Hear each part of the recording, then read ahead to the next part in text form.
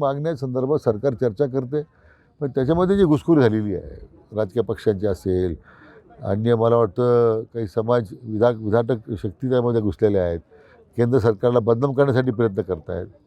तर अशा प्रवृत्तीपासून सुद्धा आपण सावध राहिलं पाहिजे. आता असं आहे की वांगचूक यांचं उपोषण सुटल्यानंतर हे विद्यार्थी आंदोलन करतच होते.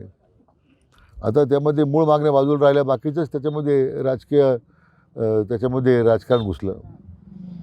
मला विद्यार्थी संघटनेला मी आवाहन केलेलं आहे की तुम्ही तुमच्या मागण्यासंदर्भात सरकार चर्चा करते, पण त्याच्यामध्ये जी घुसखोरी झालेली आहे राजकीय पक्षांची असेल, अन्य मला वाटतं काही समाज विघातक शक्ती त्यामध्ये घुसलेल्या आहेत, केंद्र सरकारला बदनाम करण्यासाठी प्रयत्न करत आहेत.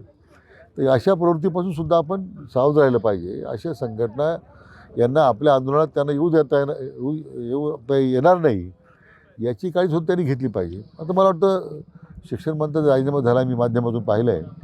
मला वाटतं आता विद्यार्थ्यांची मागणी आता पूर्ण होते. आंदोलन ते आता याच्यामध्ये आंदोलन स्थगित करतील. आता प्रत्येकाला आशा आहे. एकनाथ शिंदे